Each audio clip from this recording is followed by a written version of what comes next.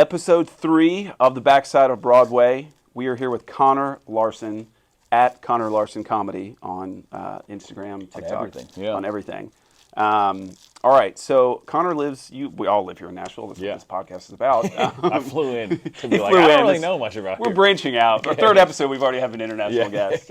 All right, how long have you been in Nashville? I've been in Nashville for 7 years. I've been in East Nashville for 6.5. And now I'm heading to the Hermitage, which is the classic arc. The city's pushing you out. Not even the city, just my interests and like I don't know, man. You get a girlfriend, and you're like, why am I still in the cool parts of town? Yeah, well, it's fun. Like I've been in Nashville for 4 years, and I've been in East Nashville for pretty much all 4 of those. Yeah. And some days, like the bars that I was going to, my first 2 years, I'm like, it's too loud in here. Yeah, oh, dude, I did. It's too loud. I did trivia last night at 3 Crow Bar. When I first came, I was like, this is the coolest thing ever. It's cool, young people doing trivia. And I went last night, and I was like, I just wish they would take the trivia more seriously. Like I was just annoyed. Get off your phone. Yeah, just annoyed with like groups of 11 people. I was like, how'd you get that wrong? Yeah, you have 11 people. Yeah, it's so annoying too because now, like, I guess I'm a '90s kid. I was born in '91. Yeah, '93 for me. Yeah, so it's like very much that '90s resurgence of like you know everybody wants to be nostalgic, but some of these kids are born in like 2000. You're like you're 22. Like, you can't. Also, I'm starting to realize, I think nostalgia is not, like, I think people want to be like, it's like a nice emotion. And you're like, I think you're just a little annoyed that all the ads aren't for you anymore.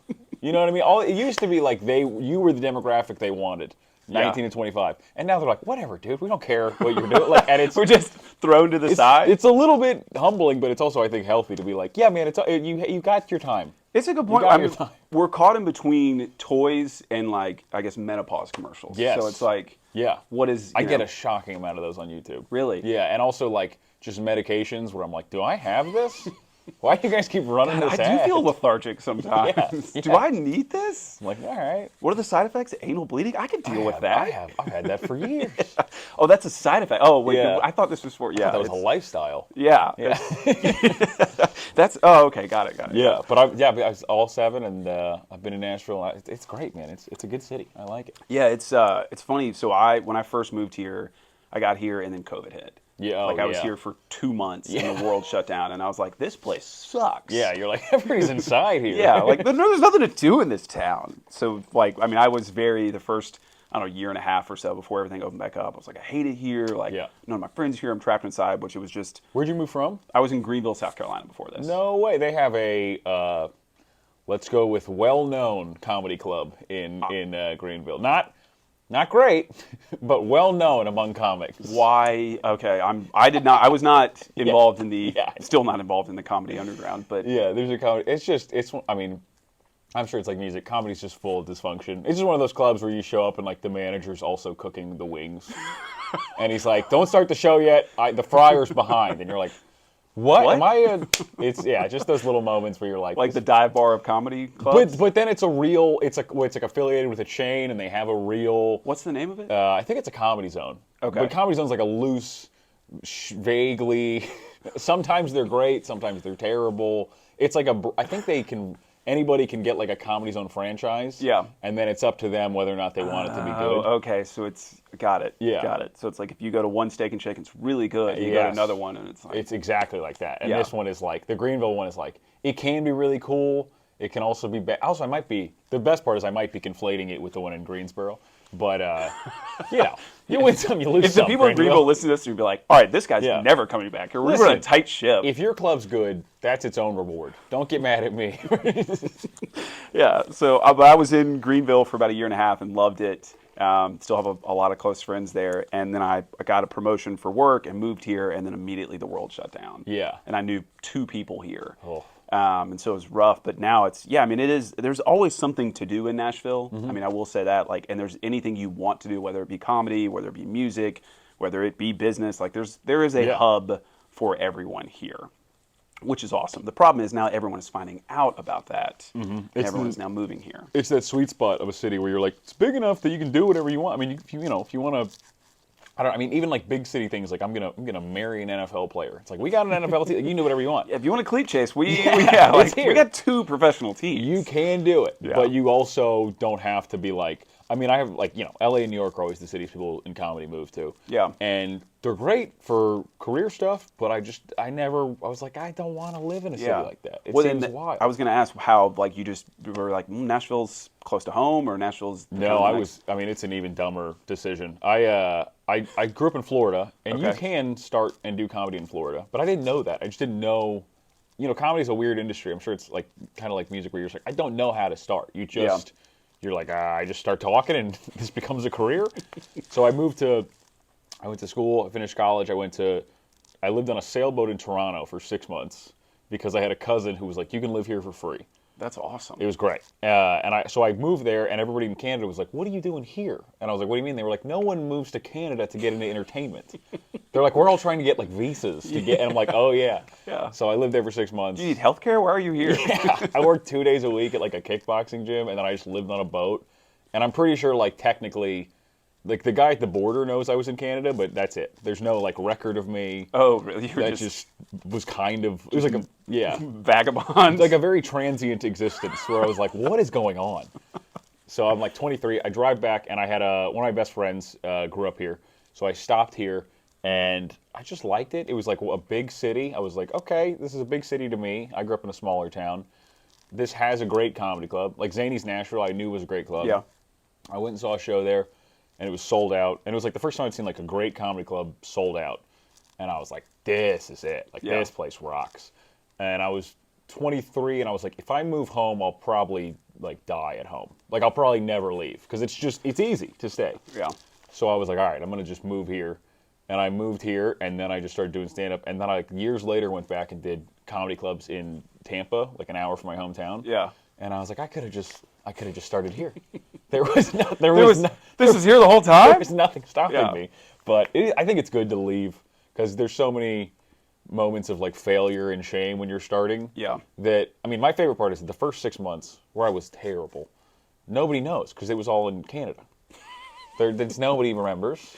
And there's no record. Even the Canadian people who were there were like, you were there? I was like, exactly. You don't even remember. Phenomenal. Yeah, because comedy, you don't remember. Like, when new people start, you kind of don't even learn their names because you're like, you'll probably quit. You know? Yeah, it's got a pretty high dropout rate. Is that because people think they're funnier than they are, or is that just because you got to cut your teeth? I think it's just you got to cut your teeth. Like, even the funniest people I know are not, the ones I've seen who started, and some of them have gone on to like be big comics, like do really well, make it a career. They're terrible when they start because it's such an unnatural activity. I remember my first time, I had like what I thought, I knew I had to do 5 minutes. I had a story about a fart that I thought was 5 minutes. And then I went up, I told it in 30 seconds, nobody laughed. And then I was like, oh no. And then I just like swallowed into the microphone for 4 minutes, like just bombed. Really? Horribly. And now it's my, full-time career. So it's that's the arc of like, you're horrible when you start because it's a weird thing to do. Do you think it was because you started with a fart joke, or just because? The fart joke was like a symptom of the problem, which is just, to be good at stand-up, I think you have to become kind of like strange, like in terms of, when I listen to somebody tell a story a lot of times, I'm thinking like, what can they cut? Like, what can you cut? Which is insane. You're supposed to just be like listening to a person. Yeah. But I'm like, cut that. It slows down the laugh. Move. You don't need that part. And so, when you're starting, you don't have any of those instincts or whatever you want to call them because you're just a normal person. Stage presence. Yeah, and also like, you don't, I don't know. You just sort of like morph over time into being like, this will play on stage, this won't. There's a lot of things that'd be funny between, you and me at the gym would be funny. Yeah. But if I told you on stage, you'd be like, what the hell? So it's just learning what plays and what changes, and like it's a very specific art form. So I think everybody is inevitably bad when they start. Yeah. So the first one you did that was in Canada. Mm-hmm. It was the fart jokes. And I remember it's called the Ossington. It's a bar, and I hope it closes because I hate that it's still, my shame is still in the walls there. Really? So it's not that the bar was not that bad. It was just the bar was great. Ground zero. Yeah. Also, anywhere who lets us do comedy, I'm like very grateful. But I just hate that it's still like amazing that I'm like, I thought I was funny. I think over the years it has borne out that I'm funny enough to at least do this for a career. Yeah. But I still was horrible when I started. Have you been back or not? I've been back. Yeah, I went back like 3 or 4 years into comedy, and did well. But it was like, again, it was an open mic. Nobody cares. Yeah. But it was a moment for me where I was like, It was not a comedy night. It was just, yeah. you were just there. Yeah. They do it every week, and it's that's like what you need to. You do those during the week, and then hopefully you go do real shows on weekends. And Yeah. yeah. It's like that's the cycle of it. So is that, would you say like an open mic is kind of the, maybe not the minor leagues, but that's where a lot of people are just like, hey, let's see if I can actually do Yeah, this? it's not the minor leagues. It's like hitting a ball off a tee. You know what I mean? Like it's even less. There's no fans. It's just. It's weird. It's sort of inverse, where it's like the open mics are usually by far the worst environment for comedy because there's no audience. The audience is comics, half of whom have some sort of like tortured personal relationship with you. Like either you're doing better and they hate you, or you're doing worse and they think you're bad. Like Yeah. They're either there to see you fail or to Yes. hopefully see themselves succeed. they're not a sincere audience where they're like, what's this joke about? So it's kind of a great testing ground of like, if you can punch through all that stuff and kind of, because, great jokes kind of like sneak up on you. If you can get them with something like that, it's great. But you need you got to do those to test new stuff. Although the later you go, you can just start testing new stuff in front of like club crowds, like paying crowds. But sometimes I feel a little like, I don't want to do that to them. I want to give them the best possible show. And people paid good money. yeah, you don't want to be like, I'm trying stuff out. And I'm like, all right, this works. So well, then do you like if so you travel? I mean, you sell tickets. Some very, very few markets, but a few. Yeah, I'm getting. I headline, all over, and it's some places are good, some places are a struggle. But yeah. Yeah, but I mean, you have people that pay money that chose like, all right, tonight I'm going to see this, and I know it's a comedy, it's not open mic. Yeah. So then do you go like on your days off, or when you write stuff and you're kind of like, I don't know if it's going to work, let me go see, and you try it and see if you can just deliver it or what? Yeah. So I get up every morning. I set a timer and I write on my laptop, and then if I'm usually like the comedy weekends, Thursday to Sunday or Friday, Saturday, depends how many shows and how many tickets. But Monday, Tuesday, Wednesday, you're usually home. So I'll go do an open mic Monday or Tuesday or Wednesday, or hopefully all 3 days. Yeah. So I try to kind of have like two different tracks running, where I have the act, the stuff I know is good, and I'm working on it, but I know it's like it hits every time. And then you have the stuff where you're like, I have no idea. Ideally this is the first time I'm saying this, and you try that out. And then it's like I was saying earlier, where it's like your brain starts to kind of change, where you can kind of go like, okay, I think this will play on stage. Like now when I write something, I have a much better sense of like, do I think this will work? Yeah. But you still have to go test it, and you find like something about doing it in front of people. You really find like if it's too over the line or too tame or whatever the problem is, Yeah. it's much more apparent doing it in front of people, because you can kind of really feel them being like, or you can feel very nuanced where the problem in the joke is, what's making it not connect. What people don't want to laugh at? Yeah, although those are great. Like sometimes that's the best sign, to find that and be like, if you can make them laugh at a thing they don't want to laugh at, those are usually the payoff's big, because it's like it means it has to be so over the top, or so funny that People are like, damn, that's that good, I have to laugh at it. those are the best jokes to me. I love those where it's like you can make them, you say the premise, they don't like it, and then you make them like it. That's Give me a recent example. For a long time I had a joke about dating a girl. So I dated a girl who's a pro boxer, and I was like, the worst part about that is you are now going on dates with a girl with a black eye, which is it's a fun, and it's ethically I'm on the right side of the joke. I was just supporting her thing. She wants to box, good for her, but the ramifications are we're just out in public and people just hate me. And that was the joke. I was like, so that's a good example. They're like, you can feel them be like, and then the deeper it goes, because it's written well. Yeah. They eventually are like, it's like this weird thing where they're laughing, and also they're like, I don't know if impressed is the word, but I think audiences appreciate the dexterity it takes to. Seinfeld said it's like avoiding laser beams. It's like the fact that you landed the plane on a thing where you easily could have. Because if you mess that joke up, they hate you. Yeah, you have to a part of the problem. Yes, exactly. Yeah. You are a statistic. Yeah, exactly. Yeah, you have to land the plane, and those jokes are like. I think that's a lot of what comedy is like just nailing, the right words and the right angle and all that. So it's you gotta. I love those jokes. That's what I'm always trying to write. Okay, so what about the writing process? You said you're going to write with some buddies after this. I mean, you said you Mm-hmm. get up, you set a timer, Yeah. and you go from there. But is it just okay? What's going on in the news, or what's going on in my life, or Yeah. what's happening in the city? I mean, what is or is it just whatever you think is funny at the time? So for me, I like have a pretty. I wish it was like bursts of inspiration, but it's a lot of just like time. It's like so I have a file on my phone that's just like one sentence, like something will hit me, and I'll be like, "That's funny," Yeah, and write it down. and I'll write it down, and then the next day. So every day I wake up and I just set the timer, and then I'll look at my phone, and I'll also look at. So each day on my laptop I have a file like this is today. So I'll look at those notes and be like, "What was I working on?" And then if I have something new, I'll try to write that. And then if I get stuck, I'll go look at old stuff. And then I always have like one file where it's like, these are the things I think are the most promising. Yeah. So it's this never ending sort of like working on new old stuff, trying to write new stuff. So you sort of always have new stuff coming in, old stuff you're polishing.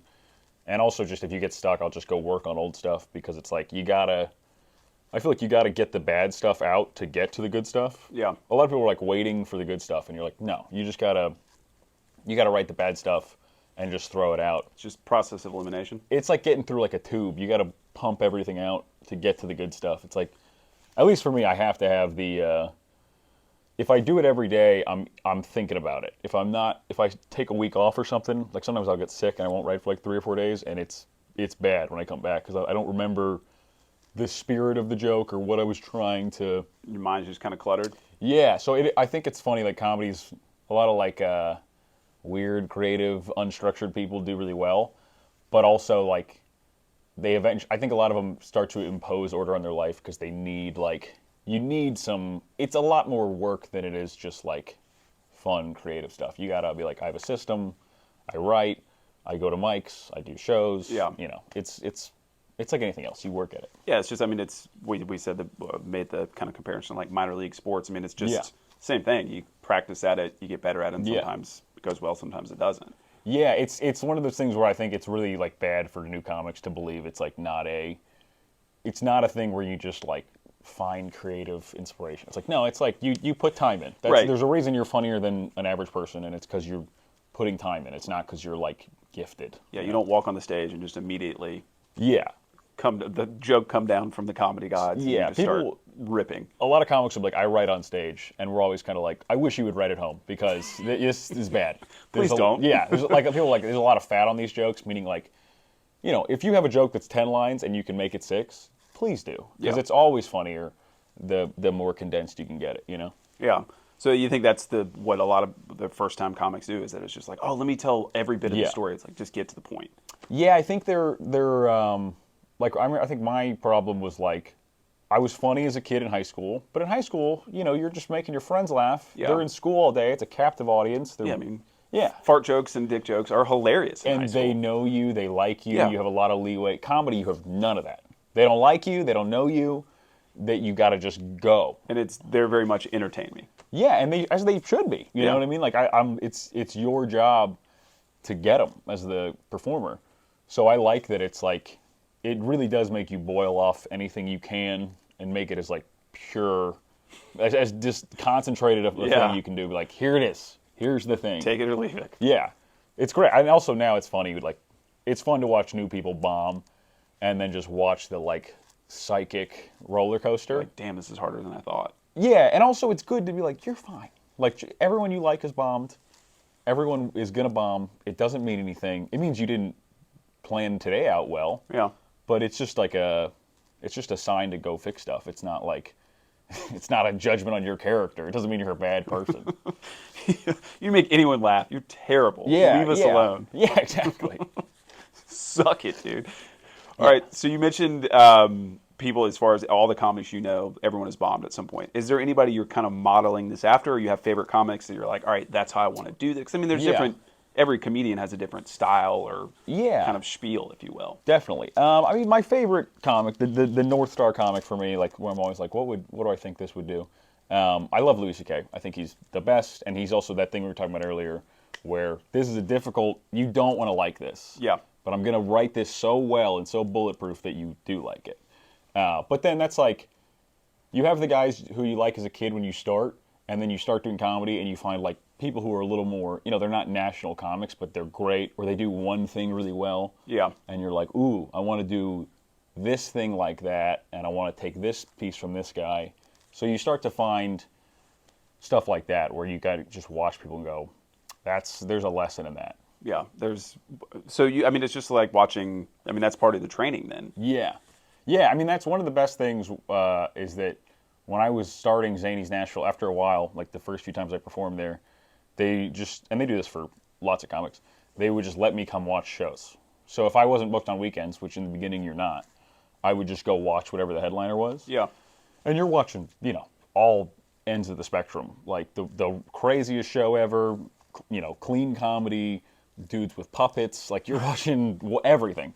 And you start to like find the common threads. And also then you start to find like what do you like? What do you think's like a gimmick or bullshit? What do you not want to do? Yeah. So you just kind of started to sort that out, and then you got to pick like your path. You want to be like, some stuff plays really well, but I think it's like, I don't want to do that. So you got to kind of find that balance of how you want to do it. And then a lot of it's just like, I work the road a lot, so I'll be in a town and I'll see somebody and I'll be like, at this point, it's usually like, if they're good, I'm kind of shocked if I've never heard of them. Yeah. But you'll still see people and you'll be like, that's amazing. That guy's great. Or that one joke is like so something about it stands out. So it's a never-ending process of like watching people and taking stuff. Yeah. Not their jokes. But Right. You can't do that. The idea. Everybody knows that. Yeah. I don't know a lot about comedy, stand-up comedy. I know that is the cardinal sin. And it's funny when people still do it because you're like, it's on. They posted it on Instagram. We can just check the dates. Yeah. I even do that like when I talk to people in conversation. You're like, I've seen that fucking meme, dude. Yeah, I've seen that meme. Okay? Like, Yeah. we have seen, we follow the same accounts. Old right? people, it's so brutal where they're like, Yes. they'll just tell you a meme and you'll be like, not only is that a meme, you told it wrong. Yeah. Actually, Yeah. it was posted as this. Yeah. Oh, visually, it works much better. You Yeah. can't tell me how a picture works. Yeah, there's been a couple times where like people have done that. Like, yeah, I saw that a couple years ago as well. So Yeah. Well, that's another. Great. You'll see new comics come up and just essentially distill the message of a meme into a joke, and it'll do well, and you'll go, okay, now that's great. You have 30 seconds, 30 stolen seconds that does well. yeah. You need 4.5 more minutes. So what do you And do? then yeah. So is there? When you see people doing that on the road, or you see people doing it, is like amongst the comedic community, if you will, or are people kind of like, all right, fuck this guy? Not as much as you would hope. You know what I mean? There's Not as much as they should. Yeah, I know some comics. Like, I have my friends who are comics who are like, you have your work friends, and then like people have transcended where they're your actual friends. And a lot of the people I'm drawn to like have pretty strong ethics and ideals on comedy, and like stuff you shouldn't do, stuff you should. But it's not an industry that like rewards ethics. It doesn't. You can totally be a bad person and steal and play to people's worst impulses and have a career. They don't care.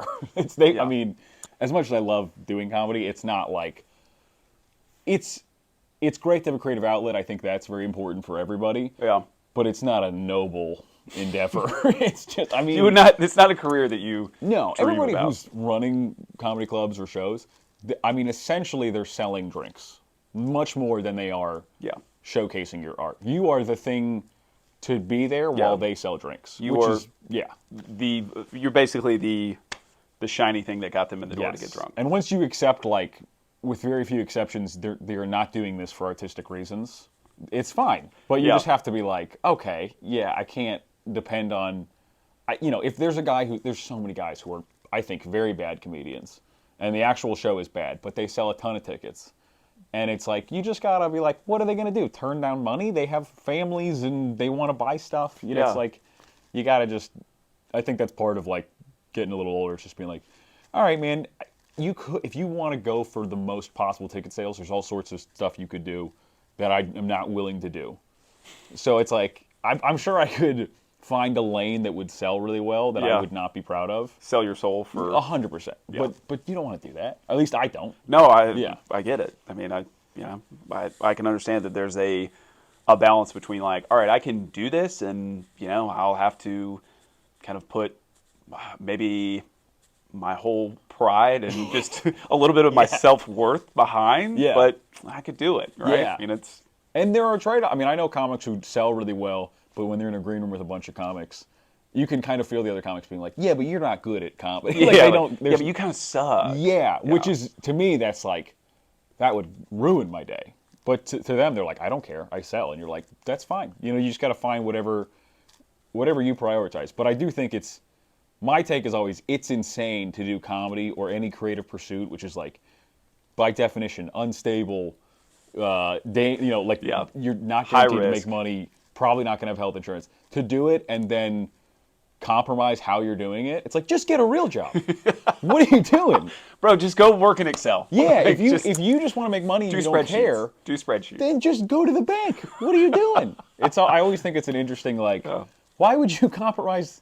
If you're going to compromise it, then don't do it, because it's like silly. Then you have all the bad parts and all the If you're just gonna be a jackass, go work for the government. Man. yeah. If you have no ethics, just go work for a corporation. You're going to do great. Yeah, dude, just go. I don't know, go work for Shell. I guess. I don't know. Yeah, you don't have to do songs and comedy songs. Yeah. You can dump stuff in rivers. Yeah, You know what I mean? just like be a mercenary, right? Yeah. They're going to one of those weird, Join Raytheon. one of do the something. the Bond villains are always hiring, Yeah, and those guys are always super well dressed, so they're making And good money. They're doing great. They Yeah. have great lives outside of the moments of like, what have I done? I always think it's so funny, just off topic. Maybe this is help you. I think this is a bit, right? Yeah. From someone who's not in comedy. Let me tell you how to do your job. Here's Hey, man, I got a great bit for you. Yeah. Every Bond movie, every Bond villain, all like the henchmen are just dressed to the nines. Yeah. Like, what are the benefits? Like, Yeah, why? what are they paying you? Yeah. Where are you shopping? And are you just like they don't know you're a henchman, so you're just Yeah. going to the Nordstrom annual sale? And you're And like, also, if you're in henchman activities and your suit gets messed up, it's weird if you brought another suit. You'd think Yeah. that would slow you down as a henchman. yeah, I mean, do you call a timeout in the middle of like the Yeah. hacking the submarine? You're like, hang on, guys. Yeah. Versace needs to be. It is funny pressed. that like the villains are that worried about like their appearance. Yeah. You're like, that's not your thing. I You have a mean, gun. Yeah. You don't have to care. Yeah, dude. Like, come on. Yeah. Every time, and they're always in like a just dirty, wet warehouse, and you're like, that's. Yeah. I feel like you should not have worn a suit to No, this. you should be wearing like Dickies. Yeah, like workwear. I feel like if there was ever someone who actually needs to be wearing Carhartt, Yeah. this is the area. Like, you're not a barista. Like, Yeah. baristas should be wearing what the henchmen are wearing. Sometimes barista outfits, I'm like, I feel like you got this job to wear the outfit. Yeah, Where I'm like, that you look amazing, but why? yeah. Well, it is funny if some of the things that barista. Well, let's just shit on baristas. Yeah. I've worked in so many coffee shops, I feel nothing about taking them. I'm like, yeah, it was silly. But yeah, you're right. Like, if you did not work here, Yeah. and you were just like, if you were going to be a CPA or something, you could not wear this. No. It is such a crazy thing that I feel like a lot of people don't talk about. It's like, Yeah. it's June, you have a beanie on, like, and it's hot back there. Yeah. There's steam coming out of the espresso machine. You've got to be dying, man. Oh, but there's so many jobs where you Gotta go be like, dying. you can't possibly want to wear a beanie right now. It's hot. Yeah. And they're like, but this is the look. I mean, I'd see when we like at Gym 5, I see people working out Yeah. with beanies on it, and it's like, okay, if it's wintertime and you go outside, whatever, you're coming in from the outside, I get Yeah. it, right? Like, protect your noggin, but you're like in the middle of your set and you're pouring sweat, yeah. and you're wearing a cutoff, but you have a beanie on. There's a lot of dressing for other people at the gym where you're like, okay. Yeah. I mean, on the one level I get it, where it's like, if I was like wearing like cargo shorts and someone's like, you want to go to the gym, I'd be like, no, I'm gonna feel uncomfortable the whole time. Right.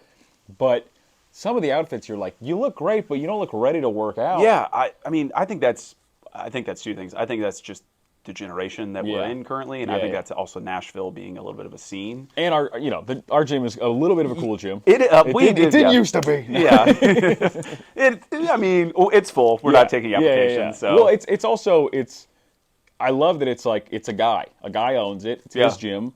It does have an aesthetic and a vibe. It's its own thing, which makes it great. Yeah. But it is also like it attracts people who are like concerned with aesthetic and vibe. Yeah. Which we all are to an extent. It's just at what point it's like I'm never so concerned with it that I become a burden to other people. Right. That's Yeah. kind of the limit to me. yeah, I mean, I like it. He's owned it for I think like 15 years or something like Yeah, that. I He's think from it's- Nashville, lives yeah. in East Nashville, and it's called Gym 5 because it's in 5 Points. Yeah, he's the man. Yeah. That's also like that's my favorite. Kind of like I think lining up with so far we've talked about with your podcast where it's like it's great to see, there's Broadway, you can be LA Fitness and have 10 million chains, or you can kind of do a weirder, more specific thing. Yeah. And it will make less money, but it will be very cool. It's 100% yours. And also, it's like meaningful, where it's that balance of like, maybe I could make more money doing it, but I wouldn't like it. Yeah. I wouldn't be proud of it. Yeah. I mean, you lose the authenticity of it. Yeah, I love that. I mean, I'm moving, and that gym's now going to be a drive for me for the first time ever, and I'm going to go to that gym forever because it's like it's one of very few things that's like community and meaningful, and I like it. Yeah. Well, even I feel like the people that are setting up tripods and that are the girls are like, I'm just going to do Romanian deadlifts in the corner until somebody comes up and asks me my routine, which is fine. You do you. Like, I'm not going to shame. Like, you're in there to work out, whatever. Yeah. But it is cool when most people get in the door. Like, it doesn't matter. It's just you're there to get your work in. Yeah. Like there's some people that will stand around and bullshit on racks or whatever, but it's very much like you get in the door, you get your work done. There's some distinctly uncool people who are, that's my favorite thing, where they're like, I'm just here because there are health benefits to this. Yeah. And you're like, exactly. Yeah. It's great, and it's also, it's like, the only thing that has changed for me the longer I do comedy, especially being like, I book all my own stuff, I do all my own, I make the clips, all the other parts of comedy that are less gratifying than on stage. There's so few jobs that are satisfying that you don't have to like kind of create yourself. So if people are setting up tripods and trying to become like an influencer or whatever, sometimes I don't love the influencers who I think are kind of like empty calories. Yeah. But when people build their own thing and go to their own audience, like, I mean, nobody's more, let's get a corporation out of this than me. I would so much rather go to like a guy who knows something and be like, tell me, than, I don't know. There's so many like. No, I get it, 100%. Yeah, there's the small business aspect of things, and the personal connection stuff, where you're like, this is a person. If I support this, that's money, so they can have a life and do all that stuff. Yeah. Rather than like, this is money, so the shareholders of Starbucks can like have more Starbucks. I don't know. It's an insane. When you're at a local coffee shop, you're buying a barista a new beanie. You're not buying a new beach house for someone that works for Starbucks. Yeah. And that's what you got to think about. For an investor who like doesn't even really know they have Starbucks stock, they're just like, I don't know, I have some sort of shady collective fund. Yeah, I'm a shell corporation. Yeah. I mean, that is, especially like in comedy, it's I think anytime you do an art thing, you're like, oh yeah, you do got to support the small things, because the natural tendency is just to be like, well, I know. It's like I'm blown away how there's Subways at every gas station on the road. You're like, this is the worst possible restaurant. And it's everywhere because people just go, eh. And you're like, just don't go there. Go anywhere else. But people lean to like what's easy and what's familiar. And so I try hard to be like, what's the actual, is there a person who's doing this way better that I can support if I can just overcome that initial like, but I don't know them, and I know Subway. Yeah. Yeah. So speaking of which, as far as going out on the road, how often are you out on the road? Far too often. Far too often. So for 2 years, I opened for a guy, and we were on the road like 49 weeks a year. Whoa. It was insane. It was how many days a week? So we would fly out Thursday, either Wednesday or Thursday, because he always wanted us to get there a day before the show, which I loved. Yeah. And then we would fly home Sunday night or Monday morning. Depending on when the last show was? Yeah. And depending on how, we were out in, I think we did like 47 states.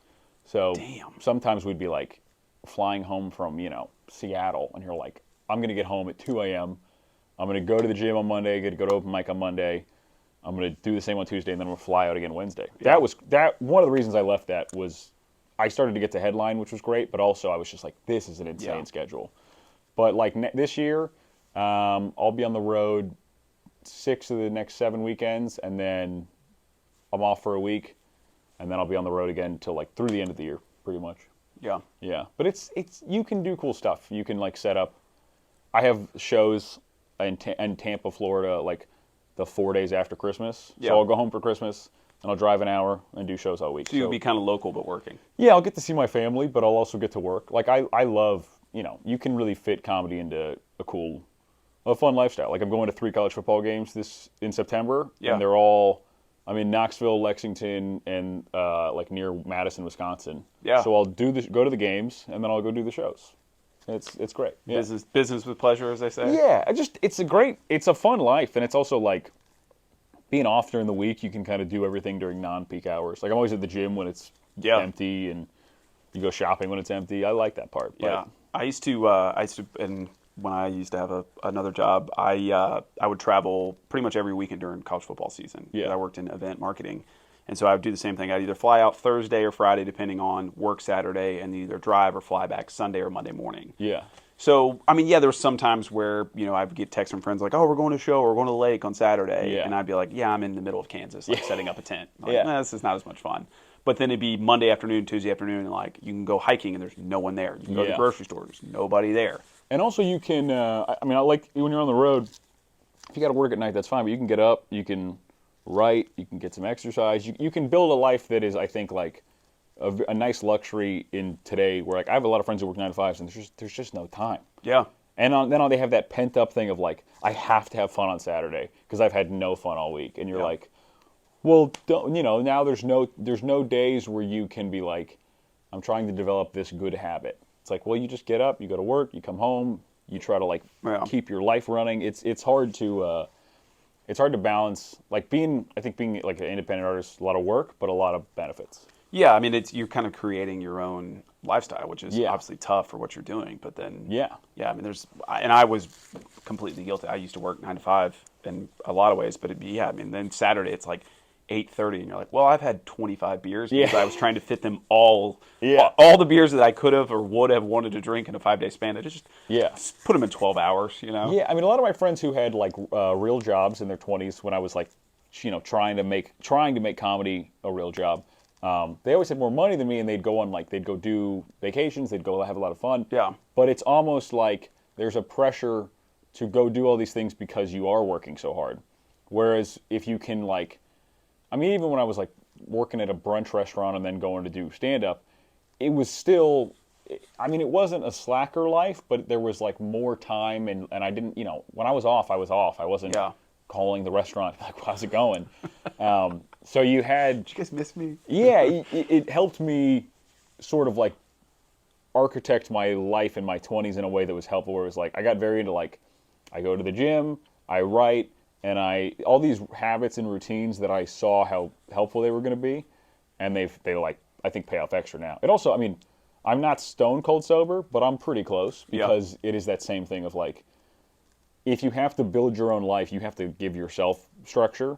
And I mean, drinking is a rough one to fit into helpful structure. Yeah, I mean, it sounds like when you're doing that, you find out what's important to you specifically for your career and also for your own just personal growth. Yeah, and also, I mean, for the drinking one is just tough, where it's like, I still like to have one before a show and maybe one after a show, but like the days of, I used to drink at open mics, which means you're drinking, 6 days a week, and it's just stupid. There's no payoff. Open mics are not fun. Yeah, they're not glamorous. When you're not comped or anything. Like if you're opening or you're on the bill, you get a bar tab or something. Yeah, right? all the good clubs, if you're on the show, it's pretty much free drinks. Although just a note to all the comics, you should tip. You should tip a lot. Yeah. Like you should tip what it would have cost. It's amazing how much they don't do that. Yeah. But yeah, when you're doing open mics, the whole premise is people will come in and drink here, and the bar will make money, so we'll tolerate these people saying insane stuff. Yeah. Because basically you have to make enough money as a bar from the open micers themselves to counteract the fact that anyone who comes in that didn't expect an open mic is leaving.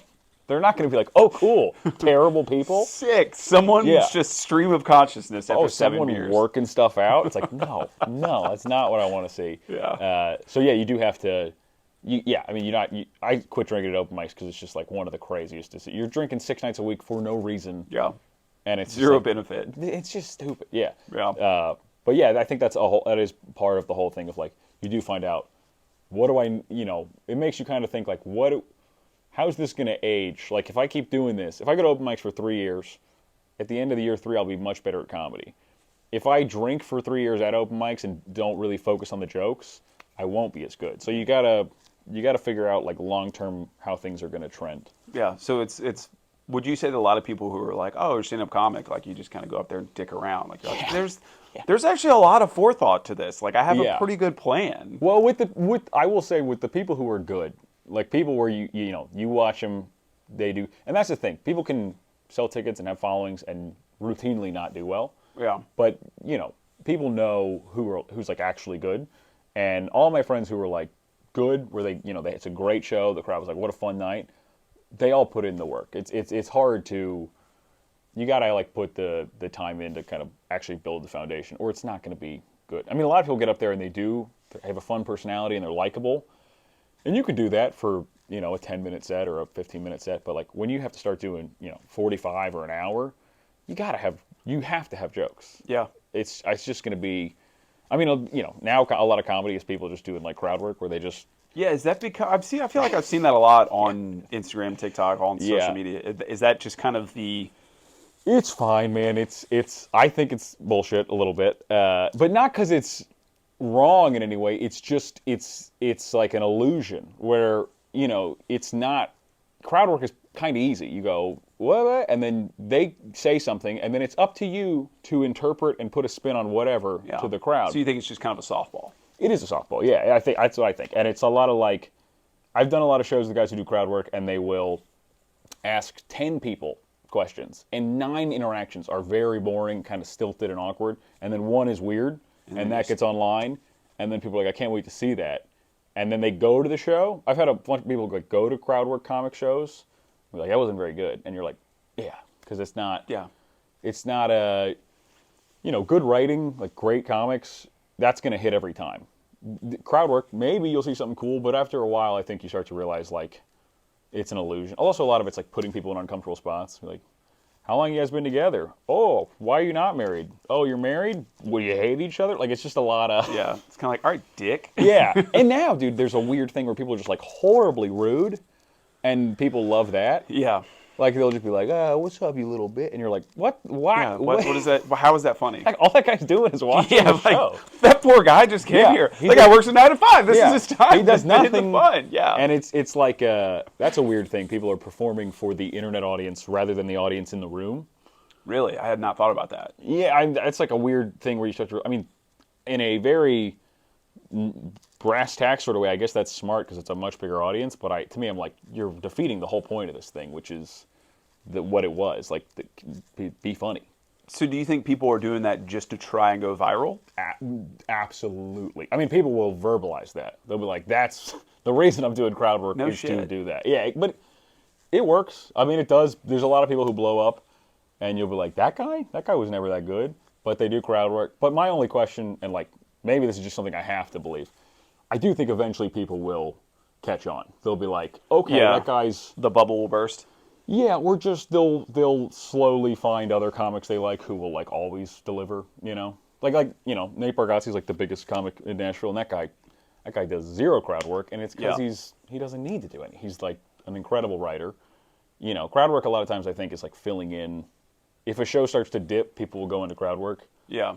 And I also think crowds just like it because crowds are just people, so they're narcissists. They like being like. That's why if you go up on stage and you be like, I'm in Nashville. What about Murfreesboro? Everyone goes nuts because they love to just be like, "That's about me." Like it's never ending. The narcissism. Oh my god! Yeah. It's people love. That's why you make fun of teachers. Teachers love it. People just love to be like, "This is about me." Yeah. As everything should be. So do you think people love it because they're like, "Oh, well, he called me out at the show." Like if you listen, you can see I'm in the crowd. Like, I think that people just want. People want it to be about them, regardless of whether or not it's good or bad. I think it's just like everybody I'm not saying comics are not like that. Comics want attention clearly, but it is interesting where it's like stuff you would think would be negative. They're pumped to be. They'd rather have attention even if it's like for being a shitty audience member. Yeah. It's like it's an interesting like. Yeah, it's one of the things I learned doing comedy is they love crowd work, they love talking about them. Every town loves to be like. This town's crazy, and you're like, no, it isn't. Or like if you're like, the drivers in this town, people insist the drivers are unique. They're never unique. They're always. Is that the opening? Like, how about the drive? How about that drive in? I mean, I don't do that because I think that sucks. But you'll watch like old school headliners, and they'll be like, this town, man, is driving here, and people are like, yeah, and you're like, it's all the same. It's everyone. What's the deal with homework? Yeah, kids? Dude, I mean, it is true that like that stuff is really happening. And it's their time-honored, hacky stuff is hacky because it works. That's why people do it. Yeah. Yeah, it's an interesting, comedy's an interesting lesson in, oh, man, people really do. They claim to not like that stuff, but they like it. So that you think that is like, so if you go to a show, is it kind of like, here's a comparison I'm going to say because I don't go to enough comedy shows. Yeah. If somebody is like, all right, we're going to play a wagon wheel, right, on Broadway, is that the Yes. equivalent to being like, how about the drivers in this town? Yes, Like very it's much. giving them what they want. It's you know, or like there's a couple and the guy's old and the girl's young. They're like, what are your dad? And they're like, oh, I can't believe he said. And you're like, Yeah. is this interesting to you? Like as a comic, have you not seen this enough? Have you not? I mean, there's so many tropes like that, and it's just like, I mean, you can do it. It will work. It's just that question of, is that what you want? Yeah. Is that why you got into comedy? And some people, truly, I don't think care. I mean, you meet comics who like don't really seem to like comedy. There's a lot of people who are like they're in comedy because they couldn't be in a band.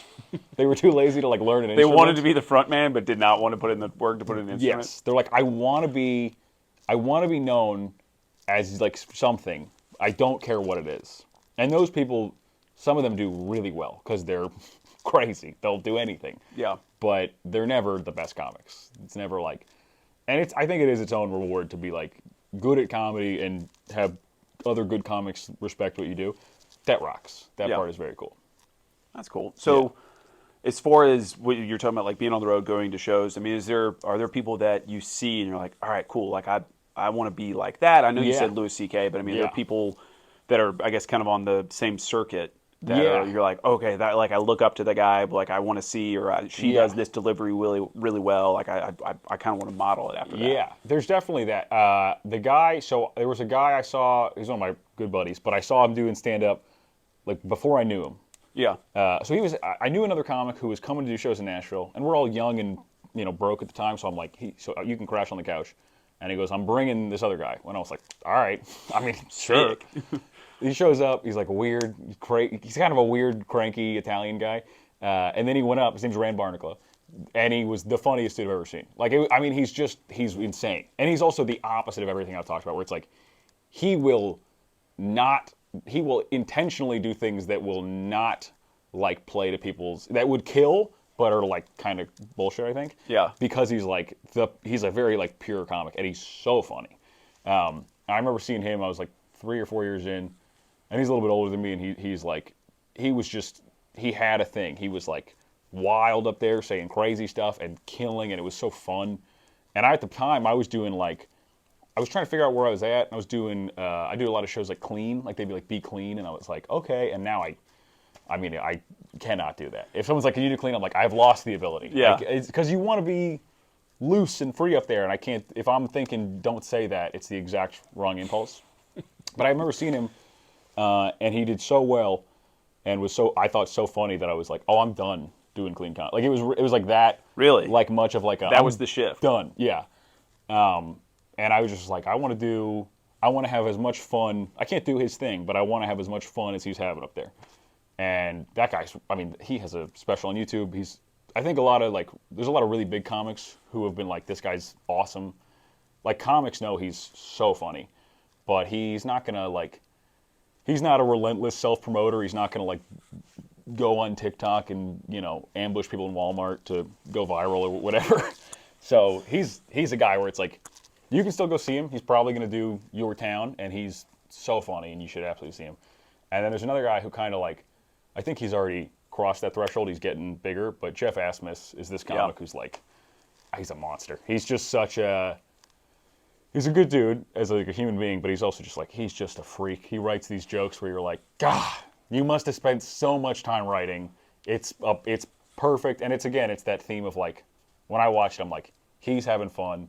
He's saying crazy shit, and people are loving it. And making people love stuff that you can't believe they're loving is like the best thing I've ever seen. So those two dudes, Jeff Asmus, Ray Barnacle, super funny. That's who you're kind of, I guess, maybe not modeling your career, because your career is your career, right? Yeah. Your style is your style, but definitely similar... guys where I have no problem being like, if I'm trying to, because, you know, I'm friends with all of them, so it's a little weird to be like, what are they up to? But I have no problem saying like, they're incredible. If I'm feeling not motivated to write, I'll watch those dudes and be like, all right, I got to write. Those dudes are good.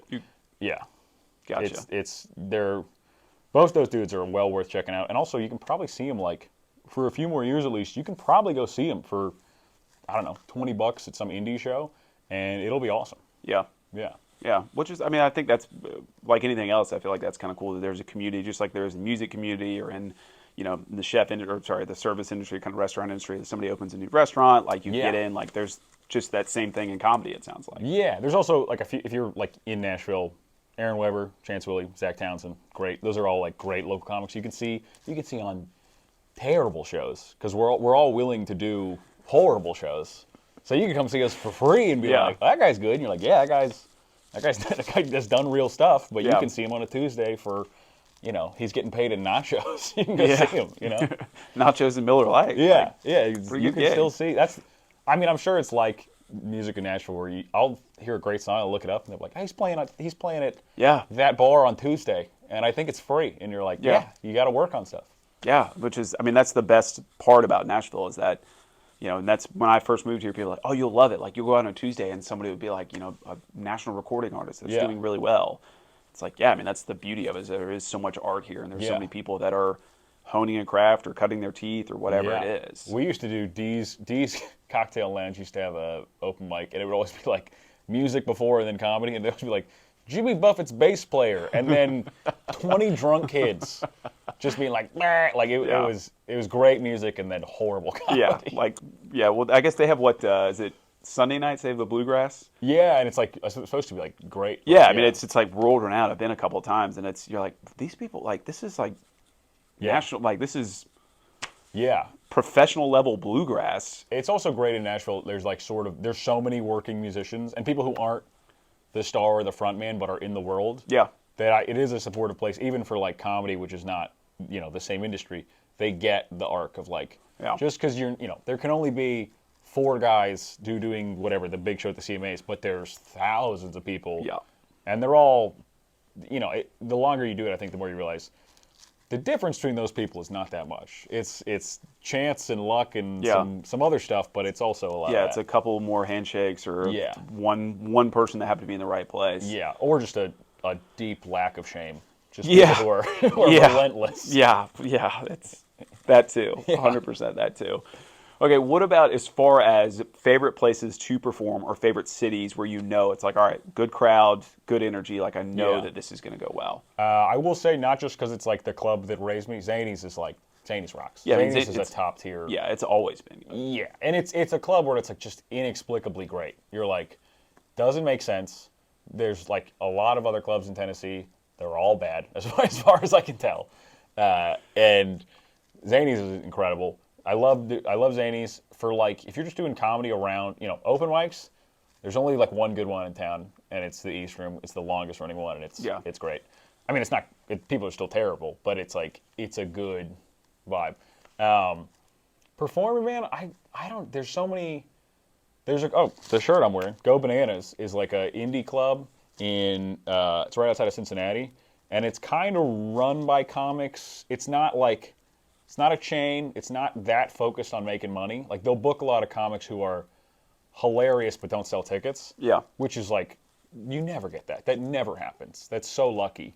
That place rocks. So I love going there.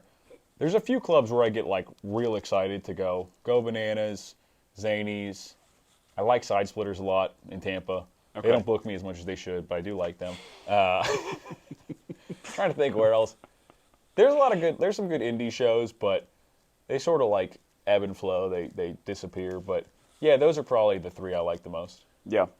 What about, okay, so you talked about as far as goals or people you're kind of chasing, whatever. Is there a venue or a level to get to? Or is this just kind of continue to grow? I mean, yeah, I mean, I think not really, because not a venue, because like, so I was on tour with, I was riding Carrington's opener for like 2 years. So we did, 5,000 seat civic centers and the Majestic Theater in Dallas and all these things where I was like, this is cool. And it looks cool on Instagram, but the actual experience, I mean, theaters are beautiful and nice, but I would still rather do a comedy club. There's nothing better than a sold out show at a comedy club is like, to me, that's the best. So if I could get to a place where I could work, I could do as many comedy club weekends as I want and tickets would sell and I could make enough to like not worry about stuff. yeah. That's it. That's the dream. It'd always be cool to do whatever, iconic venues and stuff, but like it is funny. We did a 5,000 seat casino theater once. It's 5,000 seats, and I thought, and it was horrible because it's too many people. You can't connect. I mean, Yeah. there's 30 people ordering hot dogs while you're telling a joke. Like it's stupid. And so a lot of that stuff I think is like ego and money, where it's cool that you could sell 5,000 tickets, but I think you'd have a better time selling 300 tickets 4 times at a club like Zany's, and like, Yeah. because a club when it's hot is just the best thing in the world. It's so much cooler. Like I've been to shows at the Ryman, I've seen comics I really like there. I would so much rather see them at Zany's. It's always, that's the best thing, and that's like, if I could get to the level of just selling out clubs, or not even selling out, just Consistent where they're audience not, in clubs. where it's not weird. Yeah, it's the Where best. everyone that paid is laughing. Yeah, yeah. You don't want to just be like, it's 12 people I know, and they had to put chairs upside down Yeah. on all their tables. Yeah, that's the dream. I don't have any really like doing that tour and seeing comedy at a guy who's like, that guy's made millions. He's a successful Yeah, he's guy. been around for a while. Yeah, he's I don't know. It's not that it doesn't matter, but it can't be like the central goal, because it's just, again, it's like losing the North Star, which is like, it's just so fun to get to. I love being on stage. That's the most fun part. It kind of doesn't make sense to be like, instead of 4 shows, I can do 1. You're like, well, I want to do 4. That's the only reason this makes sense Huh. is to do the show. That's the most fun part. So you would rather do 4 really fun, smaller shows than 1 just huge show and blow it out one Yeah. time? At this point in my life, absolutely. At this point, it's like, let's do more shows. But I understand when people get older and they're like, I've done every club for 10 years. Yeah. Now I just want to make the same amount of money doing a theater. Yeah. And also, I mean, if I got to a level where I could sell tickets and do theaters, I'm sure I would do it once. But I always respect, like, my favorite comics are like Dave Attell will still just do comedy clubs and sell them out. And I think it's because he knows it's better for the fan, and it's better for him. It's a better like show experience. Yeah. It's less prestigious and less money probably, but it's like it's the purest form of like, you want to see comedy in a club with a weird low ceiling and like very bad bar food. Like that's what you want. That's the best experience you're going to get. Yeah. So, I mean, it's just no different than like a musician. It's like, I'd really just like to play 1,000-person venues rather than amphitheaters. Yeah. Like I have no clue if this is true, but I would guess that there are better bars to play than Red Rocks. I would guess that Red Rocks is kind of, you're hearing weird echoes and... I don't know. I have not Yeah, been. yeah. It'd be crazy if you just If waited. Red Rocks listens to this, they're just going to, screw you guys. They're like, we were about to call Connor. He was going to sell 40 tickets. But I mean, yeah, I really do think it's like, you can't, if you're worried about the size and the tickets and all the external factors, you're sort of forgetting the point of it, which is like, it's very fun to do. It's so fun to go up and say a crazy thing to a crowd and watch them laugh. Yeah. And like I've done huge rooms where there's an echo, or you just can't see anybody. They're 50 feet away. It feels like performing like a drum track where you're like, I know where the laugh should be, but I can't see the guy in the front row like dying laughing. I can't. Your sense is less nuanced of like, what exactly did they just react to? Did they like this part? Did they not like that part? It's just like a less sensitive experience, and I love how when you're in a comedy club you can feel the crowd in a really weird way. That's my favorite thing. Yeah. So that's the most important part then, or maybe not the most important part, but that's one of your favorite parts, is that you can say like, all right, this person thought that was funny. Yeah. This person did, and you could start to feed off of that energy. Yeah, and a good comedy club show becomes like a weird, everybody sort of falls under a spell, and you get into this weird space where you can, reference stuff that happened earlier in the show. It's like, it is a collective experience. Whereas, at a 5,000 seat show, I'm sure there are people talking through the entire show that I never notice. Mm-hmm. If that was talking in a comedy club, immediately. So it's like, you can't get that collective experience. My thing is always, there's always people ordering hot dogs and beer while you're performing, which sucks. You want everybody to you want it to I be. spent a lot of time on this. Yeah. People are just, you're doing your life's work, and they just have their back to you, being like, how much are hot dogs? Like, they don't care, and that's relish is extra. Yeah, that's a much Shut less up. intimate experience, and to me. Yeah. When I was doing that tour with that guy, I was very grateful to be doing it, but I was like, one of the reasons I left was I was like, I don't want to just keep doing these big, like, kind of faceless shows. I want to do more shows, and I want to do like little weird show. You know, I'm doing a club in Charleston this weekend. It's like 60 seats. From what I've heard from all my friends, it's awesome because it's 60 seats. It's tiny, and it's a really intimate venue, and that's super exciting. Yeah, that's awesome. Yeah, which venue is it in Charleston? Comedy at the Sparrow. Okay, Yeah. got it. I don't know when this Self-plug. comes out. You know what I mean? Well, now I gotta go home. I gotta get this up. Yeah. But there's lots of cool venues like that where they're little and they're awesome, and I think that part is like, if you are prioritizing the experience of doing stand-up, which, like, for me, the only reason this makes sense as a job is it's so fun to do. So it's like, that part is awesome. I don't really, the idea of like, my name's in lights on some like baseball stadium. I'm like, well, I don't really, that doesn't sound, that would be cool from an ego standpoint, but it wouldn't be that fun a show. So this, for you, it's just, you're good at this, you enjoy it, and you're getting paid to do it. What is there not to love about it? Yeah, and you don't have to deal with, all sorts of stuff that, I mean, I think everybody wants to have a creative outlet, and if you can make it financially viable, you're already way ahead. You don't have to, a lot of people have jobs that pay for them to have a creative outlet because it isn't financially viable. So if you can make it work, that's amazing. It's like the luckiest thing ever. Well, I mean, what do they say? Do what you love, and you'll never work a day in your life, because that field is not hiring right now. Yeah, exactly. Yeah, that's what I've always heard. That's what they used to say. Now they're going to be like, robots have taken all the jobs to 10. So, just figure it out. Do what you love. Yeah. And I guess, I don't know. Yeah. Asteroid's coming soon, I'm pretty sure. Yeah, I mean, there are so few jobs that are like satisfying. It's not even anybody's fault. There's so many people, and there's not that many meaningful things to do. If you get to do something you find meaningful, it's great, man. You know what I mean? It used to take 60 people to be on a farm. Now it takes one guy, and those other 59 people have to figure out something. It's hard. It's very lucky to get to have anything you like. So yeah. I don't want to. I mean, do I have to drive 9 hours every week for the next 6 weeks?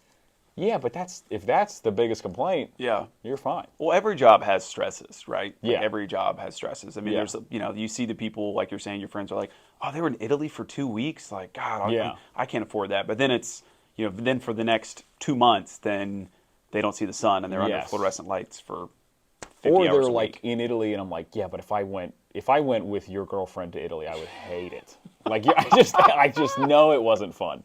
There's very few. There's not enough wine. There's not enough pasta that would make this trip. There's always. I have friends who go on amazing vacations, and like, I just know, because I know them, they were fighting the whole time about like the Instagram photos they're going to get of this trip. Again, it's that thing of prioritizing the online experience rather than in the room. Yeah. They're not worried about having a good trip. They're worried about having photos that show they had a good trip. Perception is reality, right? Yeah. Which is a crazy.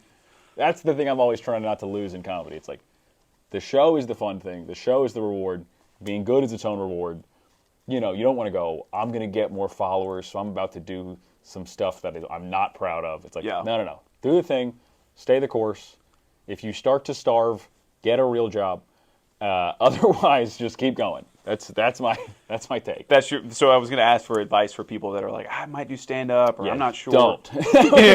My advice, do not do this. Yeah. I mean, if you're drawn to stand-up, I think you'll know. And if you're like, I think if you're genuinely okay with sort of like pushing down your ego and not worrying about, your peers are going to zoom past you in their 20s. They're going to have money. They're going to have like stability. And it is like a weird, scary feeling. You're like, oh, am I making a crazy mistake? But the payoff is you get to like, it might pay off big later. You get to have a thing that you like, and you get to like live in hope. You know what I mean? Like, if you have a 9 to 5, you're like, I'm going to have to keep working. Yeah, like, this is what I'm doing. Yes, they're not going to go, you're good in your 40s. But if you really work and try to build a cool comedy career, there's a chance at 38 you have your dream job, the coolest job ever.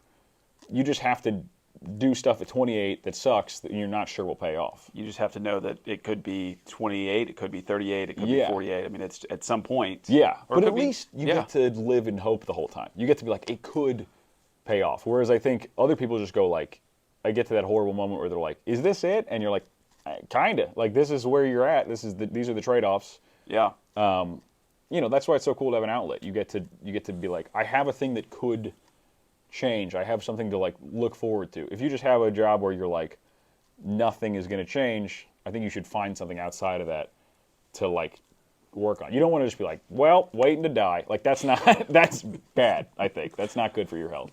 Asteroid didn't come today. Maybe tomorrow. Yeah, I have friends like that where they're like, this is my job. I don't care about it at all, but it pays the bills, and they end up becoming like the biggest hobby guys. Because they're like, I need something. I know the type. Yes, they're like, oh, I know the type. My job I don't care about at all, but I have a like crazy man cave. I'm collecting pinball machines. You're like, okay, I got it. Yeah, I have friends that are listening to this, and I'm not talking about any of you because I need your support. But I'm thinking, I'm like, wow, this podcast is just making me very introspective. Well, I mean, it's always like, I hate when people doing a objectively stupid thing like pursuing an artistic career, or like, it's the brave choice. You're like, no, it's not the brave choice. It's just the trade-off of, you get to have a thing to work at, which is very satisfying. Yeah. And if you don't, you just have to like, if you're going to have a day job, which is, you got to do it, but you don't care about it, I think you can still find something else to work at. There's lots of people who like have a thing like that, similar to what comedy is for me, and a day job. Comedy just ruins any other. If you have a 9 to 5 and you're doing comedy, it's the worst possible. They don't coexist. Because you're like, I'm taking every Friday off to drive to Cincinnati. Yeah. I mean, you can, but you got to find the right, the right gig. Yeah. So as far as what you're saying, as far as pursuing this career, is this, to get very, preachy, and I guess kumbaya. Is this the music that's going to come on? Yeah. In the post edit. Yeah. In the post edit. Yeah. Is this one of those destination is the journey is the destination kind of thing? Like, at some point, this is like you're pursuing a dream, and that is part of the dream is the pursuit. Yeah. I mean, I already got to. When I was a kid, I wanted to do stand-up, and I had all these goals where I was like, if I ever get to... There were so many things I said, if I ever get to do, I'll be satisfied. And I've done so many of them, and then the goalposts changed. But I was like... I remember when I saw that show at Zany's Nashville when I was a kid. Yeah. Or not a kid, not a boy, but like 22. I was like, man, this is the coolest club ever. Yeah. And then I got to headline there this year, and I was like, I got to see my name on the sign, and I was like, that's it. There's lots of people I know who have started comedy, tried really hard, and never got to headline Zanies. I'm pumped I got to. It was awesome. And then I remember after that, it was like, if I ever get to headline a weekend, and I got to do, not at Zanies, but at other clubs, then I got to do that. You always have these moments where it's like, I think if you're not a psycho, you can be like, hey, I've gotten more than enough good stuff in my life. Yeah. If I don't get any more, that's okay. I'm going to keep trying to do more stuff, but like, yeah, I think I have a lot of friends who are more successful than me and miserable because they're like, I'm not bigger than Seinfeld in the 90s. And you're like, yeah, man, you're unwell. Yeah. You gotta remember that's not the goal. I mean, I have friends who have great careers and miserable personal lives. And I'm like, you've missed, this is not a good trade-off. This is stupid. Nobody cares that it's not worth it. Yeah. If you play pickup basketball at LA Fitness, you're not going to have more rings than Jordan. Yeah, like, it's just the way that it is. And man. if you're screaming at your girlfriend every time you go play pickup basketball, stop. You know what I mean? Like, I have friends who are not good at comedy, and they have great girlfriends. And I go, if she's about to leave for comedy, you should quit, because this is way more important. Like, my girlfriend's great, very supportive, by far more important than whatever show I'm doing next weekend. I'm not going to be like, I got to go to the Sparrow. Like, you can't become a psycho just because you're doing a thing. Listen, wench. Yeah, exactly. You're messing with my chi. I'm trying to write. Like, that's not, you got to, it's a great, like, if you have a great, satisfying career, it's a great supplementary part of life, but it's not the whole thing. I mean, I guess it could be if you want to structure your life that way, but I think that's nuts. Yeah. Yeah. It sounds like you have a very healthy relationship with comedy. Yeah, I think, man. That's a good thing. Yeah. Right? Well, also, it's part of the process of doing it. You learn that it's not a meritocracy. It's not fair. It's not, it's the best thing. I love it. It's so fun, but there's also lots of crappy parts. Like, it's not an ethical industry. Yeah. If there was a war criminal who could sell tickets, a lot of places would put them up. They don't care. But it's like, I still love being part of it. It's just, you can't go into it being like, Yeah. this will make my life whole. It's like, no, it won't. If you're headlining and selling out theaters, but you're utterly alone and all your friends find you hard to be around, you messed up. Yeah. You gotta restart. But still laughing if there was a war criminal. Oh man, they would put up anybody. Just laughing as if just like Putin up there like, Yeah. hey kids, you're like, Hey, who's this guy? I'm Like, telling you right now, Putin would sell out arenas. If Putin could get to a legal status where he was allowed to perform, yeah. the ticketing companies would be calling him tomorrow. Just because Because he can sell tickets. tickets doesn't matter. They live they're just looking at numbers. I don't know. That's my experience has been outside of a few like boutique little indie companies. Once you get to like, you're a thing on the NASDAQ, no morals. They're just trying to make money. They don't care about any of it. He had that thing with the war. Yeah. That's Dude, behind us. if Pepsi could have Putin do Pepsi ads in Russia that no one else would see, they would do it. They'd be like, drink Pepsi. But then we'd find out and they'd lose money. So it's all, yeah, if they can make money, they'll do it. That's That's the heartwarming note. To be like, on another note, yeah. yeah, but they wouldn't do it. They wouldn't do Comedy at the Sparrow. They would not let Putin perform. I know that. All right, last couple of questions because you got to get out of here. You got to go right. You lived in Nashville 7 years, right?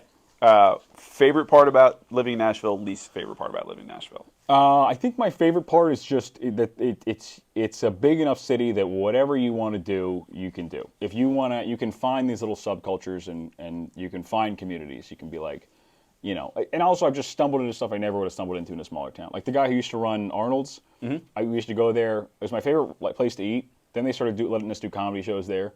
And then the guy just became like our friend. Yeah. And so I would go to Arnold's all the time. And then when it closed, it was this big Nashville moment, and everybody was like gonna miss it and all that stuff. And it was so cool. I was there the last night, and it was just like moments like that where you get to be part of a sort of a city that has a history and an arc. That's great.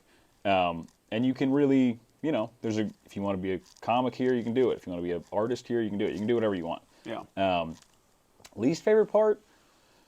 Man, there's nothing about Nashville that I think is like particularly to blame. I think the problem with being in a city that is cool and good is, unscrupulous people come in and go, well, I could take this cool, good thing and ruin it to make money. And it's just like, yeah, you could. I don't know if I think you're kind of missing, like they're knocking down, I think they bought Arnold's to make it into an apartment, but the whole reason to live in that location would be Arnold's. Yeah. So it's like, they just have this, lizard brain thing if I can make money, and you go, the reason you can make money is the thing you're breaking. So I hear about that all the time in the music industry where it's like, all the stuff that made Nashville like cool Music City, they're like, we can take that and make it a franchise. And you're like, that kills it. Yeah. Don't do that.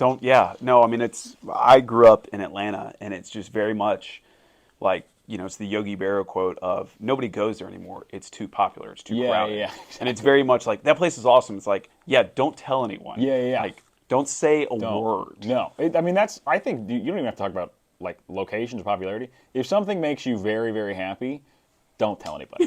Don't tell anybody. Just enjoy it and try to be like, this is the reward. Yeah. This is you don't want to, even at your partner, if they're good, don't tell anybody. Yeah. Just be like, that's when I get in a relationship, that's why I'm going to tell my girlfriend I'm not posting her on Instagram. I don't want anyone else to know. Every morning I tell my girlfriend, I go, the reason I'm mean to you is because I don't want anyone else to know. I don't want anyone else to know. Yeah. She's like, there's no one else here. And I go, you would think that. You would think that. You would. You would think that. Yeah. That's it. And I would also remind you, we work at a Gym 6. Yes, so, Gym 6. Yeah, Gym 6. If you want to come, Gym 6, we're starting a new thing. Yeah. We don't have the permission of the Gym 5 guy, but we're going to capitalize on the cool thing he built and ruin Yeah, it. we're starting Gym 6. So. It's only tripods. Yeah. That's the whole gym. It's just tripods. It's just ass and sleeveless shirts and beanies. Yes. That's Gym 6. That's the motto. Yes. Ass and sleeveless. Ass and sleeveless shirts, actually, yes. Yeah, okay, yeah, no, but Nashville is very much that way. Like, it is, the second that something is cool or popular, like, we should monetize this. Yeah. Which is, okay, I get it. It's human nature. It's capitalism, right? Yeah. That's the world we live in. Right, wrong, or indifferent, no matter how you feel about it, it's reality. Yeah. But it does suck where it's kind of, it's like, man, this place was so great, and then too many people found out about it, and Yeah. it got outside funding or, whatever. But it's also like the people that started it, you also are so happy for them because you're like, man, you built something. Yeah. You and your business partner, or you and your wife, or you and your husband, whoever it is, started this, and you had goals to tell people about it, and you did, and you accomplished that, but now Yeah. too many people know. Well, that's why I think to me, the most admirable thing, the happy medium, is guys like we're talking about with Gym 5, where it's like, he built that gym is crushing it now. He didn't open a gym 6, 7, and 8. Yeah. He was like, this is the thing. I'm not gonna ruin it to make a little extra money. Yeah. And you can do that as an individual. You can be like, I have this thing. I'm gonna work really hard to make it popular, and then I'm not gonna ruin it to make a silly amount of money. I'm just going to make a kind of silly amount of money, and you don't have, you know what I mean? That's sort of like the battle, I think, where it's like, yes, there will always be people trying to ruin stuff to make money, but you don't have to. You can have your own ethics and just go, well, I don't want to do that. I will just make a little less money. It's like the thing we're talking about, like David Tell does comedy clubs. It's like he will just make just a preposterous amount of money instead of a totally, like he'll make it's still a crazy amount, but a little he's less. rich, but he's not gaudy. Yeah, you don't need to. I mean, if you can make, I don't know, $40,000 to do a weekend at a comedy club or $70,000 to do a theater, just $40,000 is so much money. What are you doing? Just do you can make choices that are not financially motivated, and you don't have to be like, well, what am I supposed to do? It's like, not ruin it. That's what you're supposed to do. Yeah. Yeah. Wow. All right. Connor Larsen, at Connor Larsen. Connor Larsen Comedy, king of crowd work. I do guitar songs. I'm just kidding. I'm Connor Larsen Comedy. And man, thank you for having me. It was really fun. Absolutely. So find you on Instagram and Find me on Instagram, TikTok, all the above. all that stuff. Instagram, YouTube, and then if you live in Nashville, come to Zanies. I'm usually at Zanies. I do the New Material Monday shows a lot. I'm there random times, and it's a great club. And I'm reachable. You can find me if you want to. Yeah. I have replied to DMs. So. Don't worry. If you don't have to find my assistant, you can just shoot me a message. Because you don't have one. I'm No. All right. Awesome. Thank you for being here on the backside of Broadway. Thank you, man. Backside of Broadway was great. I appreciate it. Awesome.